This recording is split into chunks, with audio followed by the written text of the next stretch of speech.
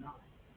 However, for some reason, it skipped direct to the season 21 finale and it doesn't tell us.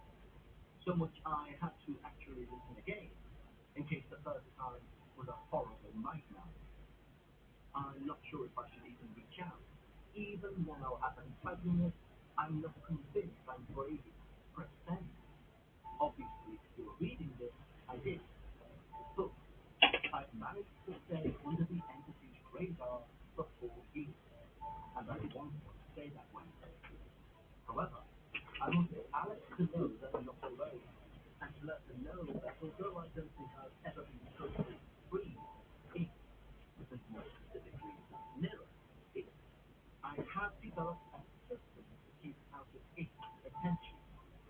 If you think this is the sort of help she might be looking for, then I'll tell you my story. I'm genuinely afraid to type it out in case it's not what you want, and I unintentionally risk drawing attention to myself for nothing.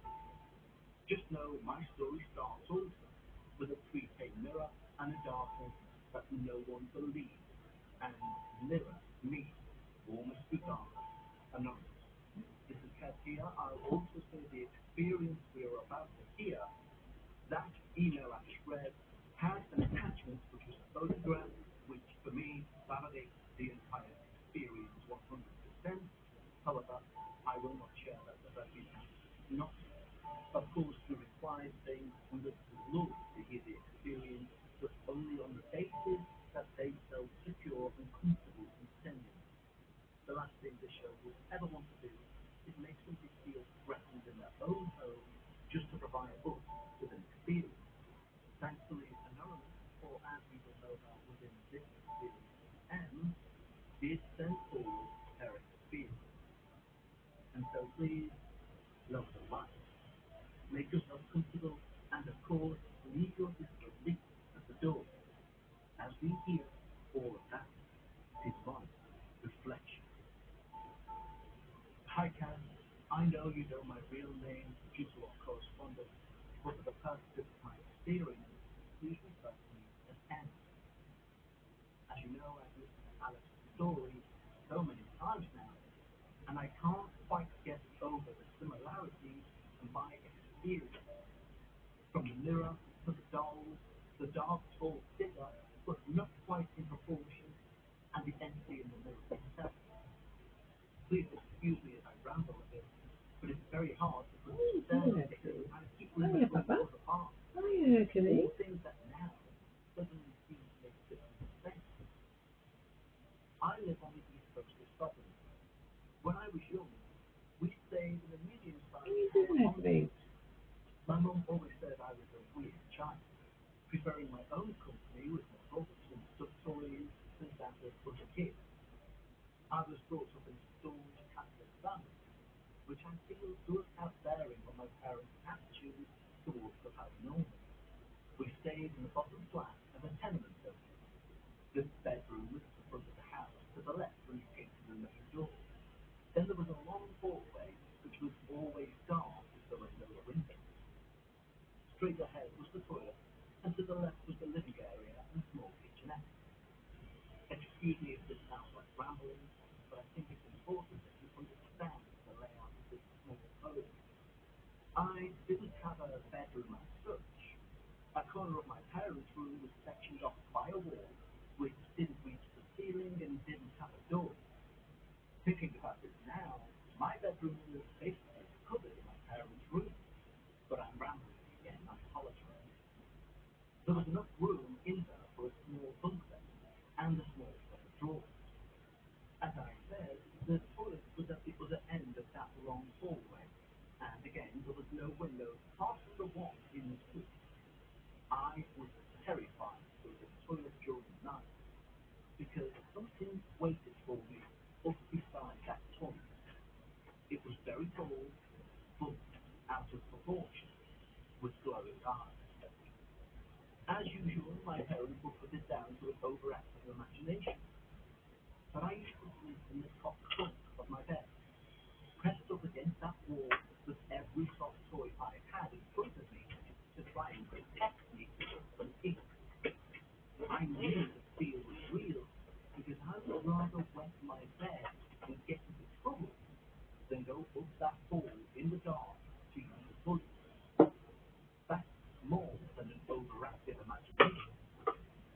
even now, 50 years later, I still remember that thing, that terror, and it still makes my skin cold.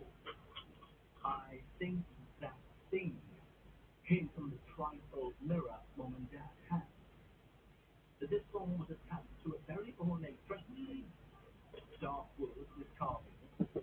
I believe my mum opened some sort of port, or whatever it was, that let it come through. Not deliberately.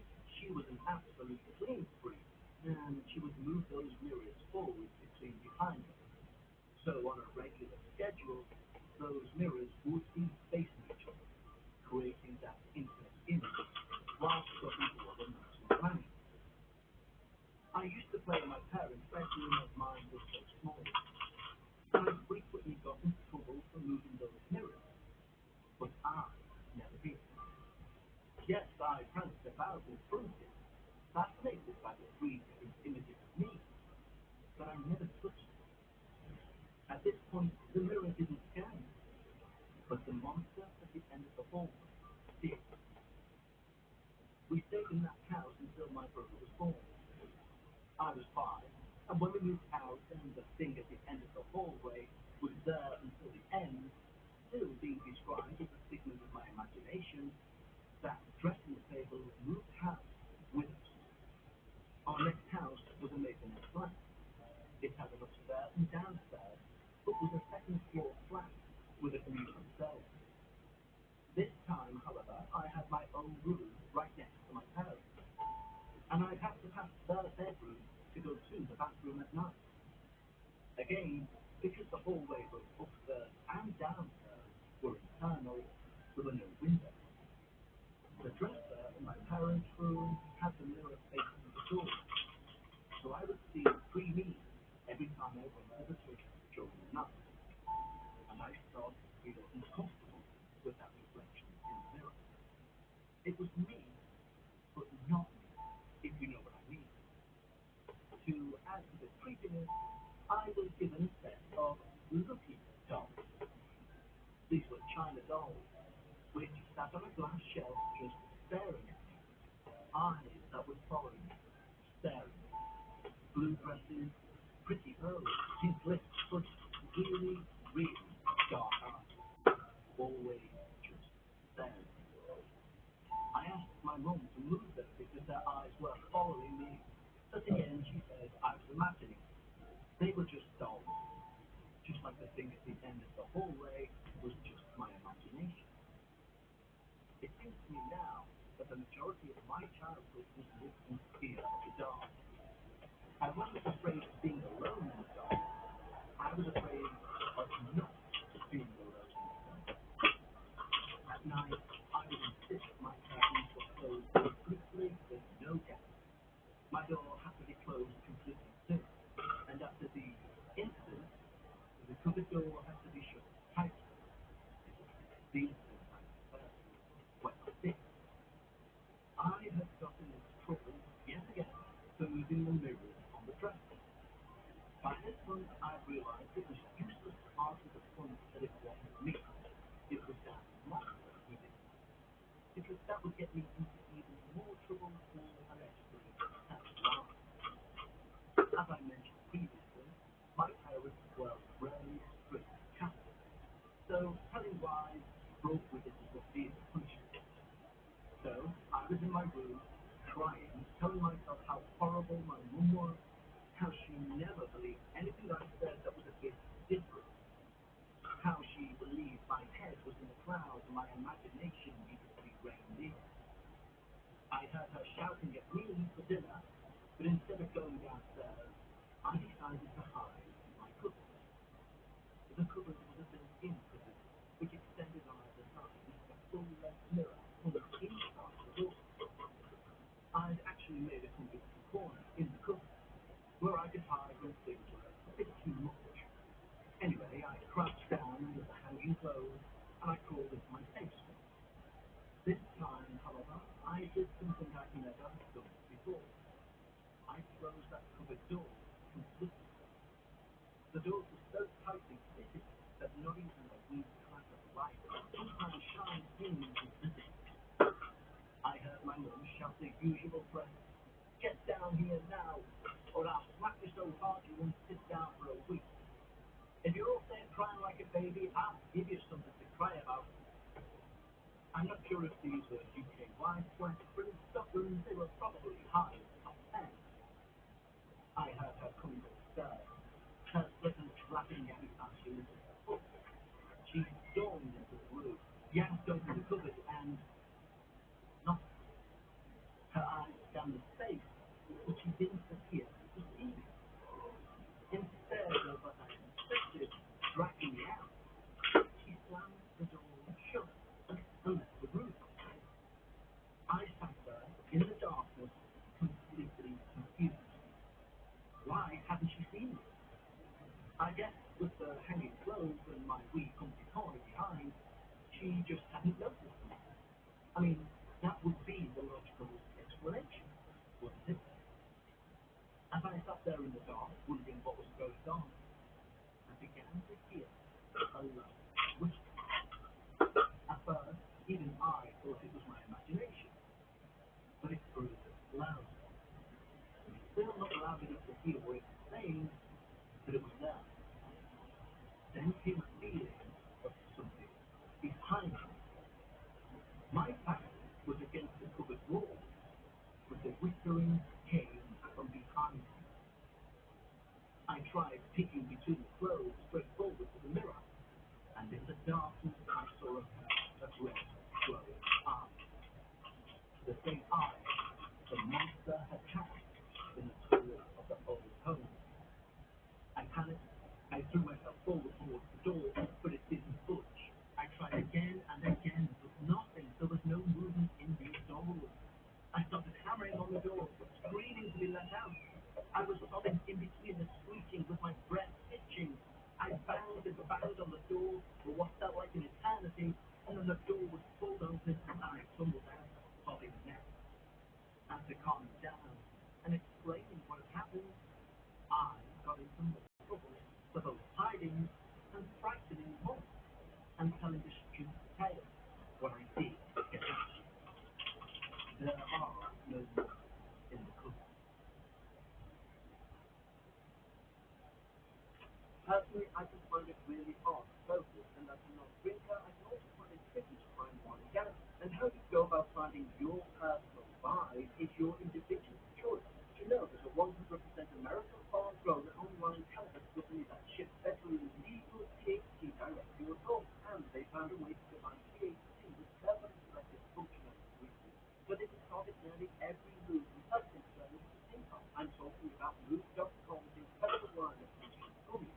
And all listeners get 20% of their first order on Mood.com with a promo code Paranormal. To get one powerful tools for listeners just get you high. Mood gummies are optimized to take as little as 15 minutes to take you to the mood you desire. Like the Mind Magic gummies for creativity and focus, or CMS reports for each plant to balance mood swings. And there's a plethora of other gummies for you to find your perfect mood. These days we all know gummies just to get high can be bought from just about anyone. But Mood has changed the game by combining premium federally legal THC with targeted botanicals to help you get to the perfect mood in as little as 15 minutes with no suspension lines or no awkward conversations. Just better days and nights delivered discreetly to your door. Best of all, not only is every mood product backed by a 100-day satisfaction guarantee, as mentioned, our listeners can get 20% off their first order by entering the promo code Dark Paranormal. So go to Mood.com and find a functional gummy that matches exactly what you're looking for, and let Mood find your perfect mood. And don't forget to enter the promo code Dark Paranormal for 20% off. Nobody really knows what they make do. We always talk about uncontrollable health, but most women get even more confused about what it means for them and what to do.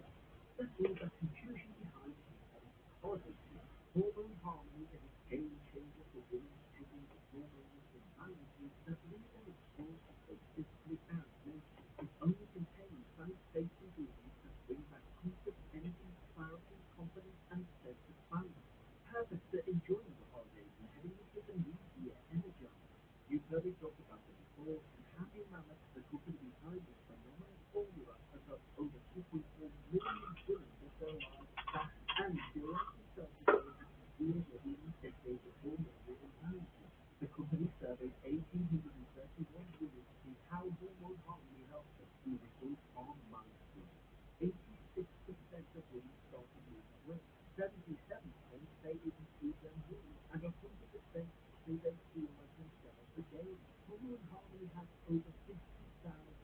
raving reviews from women all over the world, but 98% of them say it's badly recommended to take their family. This holiday season, give yourself all the women in your life that you've just learned.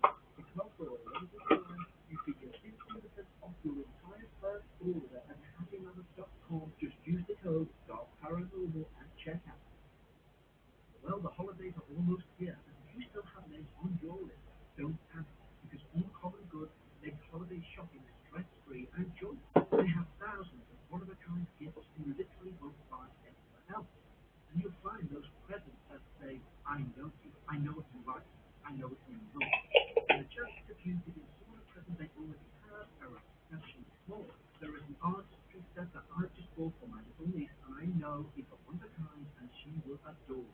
Uncommon Goods looks for products that are high quality, unique, and often handmade or made in the US. Many are crafted by independent artists and small businesses. So when you shop at Uncommon Goods, you're supporting those artists, those small businesses, and every purchase is a chance to choose something remarkable and feel good about where your money goes. Because with every purchase you make with Uncommon Goods, they give back $1 to a non-profit partner of your choice, donating more than $3.1 million to date. And they have something for everyone: moms, dads, kids, teens, book lovers, gardeners, mythologists, you name it. So don't wait. Make this holiday the year you give someone true unforgettable. To get 15% of your next gift, go to uncommongoods.com/darkparanormal. That's uncommongoods.com/darkparanormal for 15% off. Don't miss out on this limited time offer. Uncommon Goods.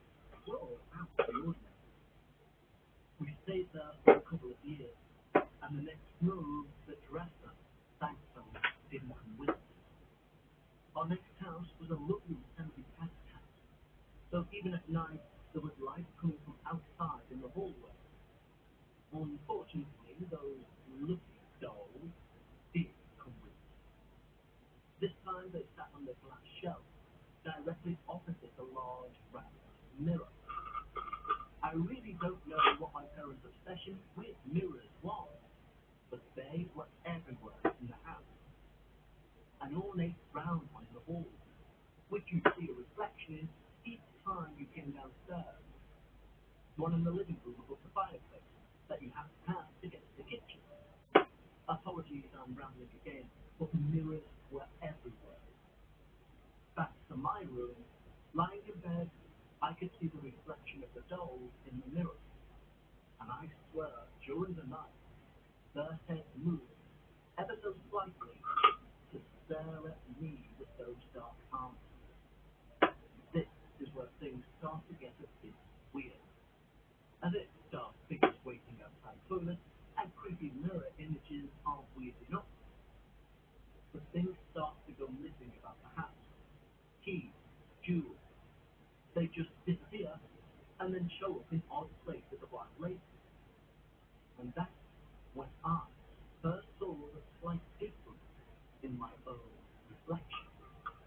It was me, but at night it wasn't. There was a lapse between my movement and the reflection. Her eyes were black. Only for a moment, but I knew that the thing from the hall, the thing that moved their heads with the lucky dolls, was still here. For 10 plus years, it had been lingering in the background, in mirrors, in the darkness, but now it was exposed, and it was me. I took the mirror down in my room. I packed the dolls up in boxes and put them at the bottom of my wardrobe. That's when the knocking started. A tap, tap, tapping on the window like fingernails. I can't say I was brave and got up to look at what was knocking. The window reflected my image, and I wasn't going to risk seeing her mirror me during the dark hours. If I went to the toilet during the night, I went downstairs with my eyes closed so I wouldn't see her in the mirror. The bathroom light was turned on quickly with a swift turnaround so not to see again into a mirror. I became so afraid of the dark. I tried sleeping with my bedside light on, but then I'd get into trouble from my mum. I was too old to be afraid of the dark. There was nothing there. I was imagining. This is what I had to deal with. no one to believe me. All the while, the trauma of hiding from him was becoming deeper ingrained in my psyche. And at high school, sitting exams and haunted for 10 plus years, I had few friends. I was a dedicated student, topped most of my classes, but teachers soon began to notice the difference in me at school. I was less attentive, tired from lack of sleep, withdrawn. But what could I tell them? Sorry, there's a monster haunting me. A being in the mirror that looks like me but isn't me, and it wants to find a way to come out. I would have been sent to a psych ward if I came up with that.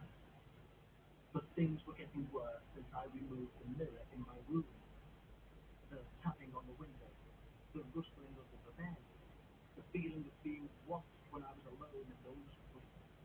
Not quite loud enough to hear, but loud enough to catch my attention. I became more religious. I attended mass and prayer groups, both at my local church and school. I tried to find a solution in religion. I studied the Bible. I interrogated the parish priest on the book of Revelation, on demons and witches in the Bible, on curses, but apparently the demons of the Bible weren't real beings. It was a battle between the good and evil of men. So what was tormenting me? Was I really just imagining everything? Did I actually just have an overactive imagination?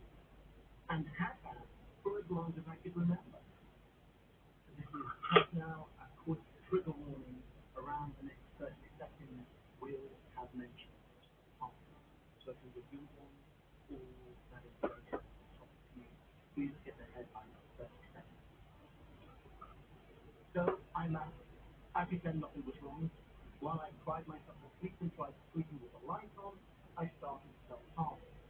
I wasn't a cutter, I was a burn. I used to put my arms on the element of the grill just to be in control of something. I still have those scars to this day. I've actually been writing this story for over a week now. I can't believe how much I've forgotten over the years. Anyway, back to the story. Neither of my parents noticed my self-harming. And as long as I got good grades at school, all was well in the household. But things didn't improve in the house. But they didn't get any worse either. I took those rookie dolls down when I was redecorating my room, and they were worse again. And I learned somehow to live with the whisper and the knock, but the mirror was still my greatest fear. I'm 21 at this point. I get married and I move away from home. Our new house was a lovely little house, and in the daytime it was perfect. During the hours of darkness, though, it took on a different vibe. Against my better judgment, the bedroom had mirrored doors, which were in fashion then.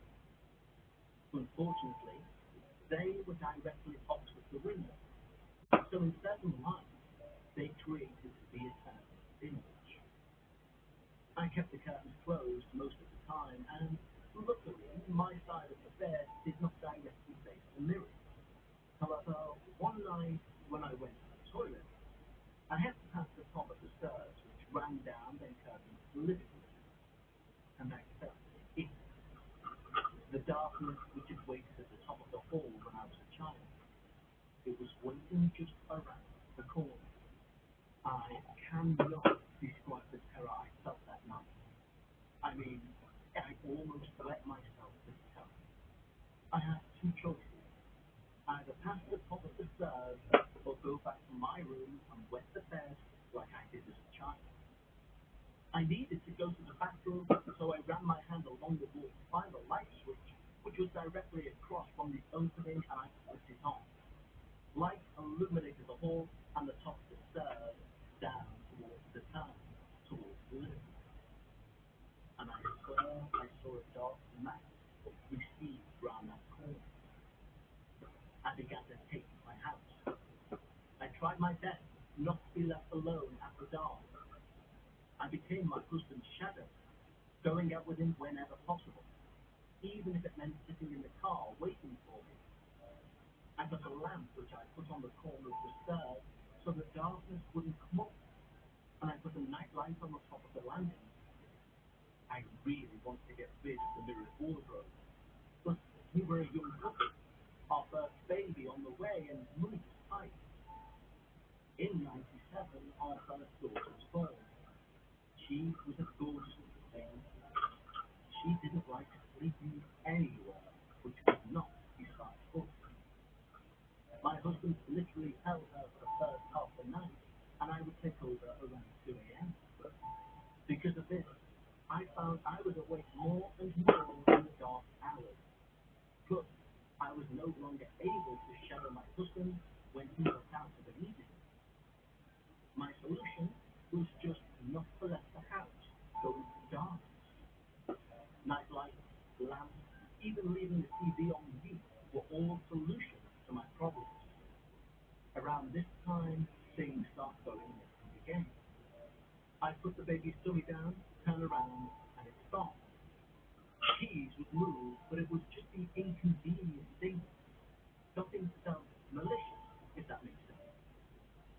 One day, I just shouted, "Put it back now, please." I turned round and the dummy was there. As she grew older, my daughter started chattering and smiling into the corner of the room. And about the same time, the house started to feel a little lighter. I asked her one day who she was speaking to, and she said, "My friend, Margaret." I knew better than to write it off as an imaginary friend, but whoever it was seemed to have dispelled the darkness in the house. One day, when we were at my mother-in-law's, we were looking through old photos. My daughter pointed at a lady in a photograph and said, "That's her. That's Margaret." It turned out it was my husband and Moira, who passed away just before we got married. I now knew who to thank for protecting my little family. I wish I could say that was the happy ending. The story doesn't end as happy ever after that. I grew complacent in relation to mirrors and darkness. One night I'm moisturizing my face, gazing into the bathroom mirror, and I see her again, mirror me, staring back at me with black eyes and giving me a slight smile, as if to say, "I'm still here. I've just been waiting for you." I was frightened, and I mean really frightened. What if she escaped? What if she became me? I now have two little girls to care for. Now to the reason I decided to tell you my story, and it's aimed to help Alex. I was listening to that podcast again, and I get the feeling there are separate entities involved there. I think the one which covered all her mirrors was trying to help. I really don't get the impression that was malevolent. Why? Because it's what I did. I basically lived without mirrors. None in the bedroom, none in the hallway or living room. One in the bathroom, which I'll look in quickly to brush my hair during daytime. At night, I go to that bathroom with my eyes closed. If we go on holiday, I cover any mirrors in the hotel room or apartment. I make sure any reflective surfaces in the house don't face each other, such as a TV in a window. The hairdressers is a whole nother level of panic. But they know me now and they face me away from the mirrors to get my hair done. I know some people will think I'm completely bonkers, but they have never looked into a mirror and saw something other than their own reflection. I've managed to fly under the radar for the past few years, but my house is never dark. I have night lights and soft lamps all over the place. I'm comfortable enough with myself not to have to check my reflection on a frequent basis. I know Alex is a lot younger than me, and at her age, I was experiencing the same sort of thing. It's taken me years to work out my defenses. No facing reflective surfaces, no looking in mirrors after dark, and no real darkness in the house. I've had a few other instances with the dark entity which terrorized me when I was small, but they are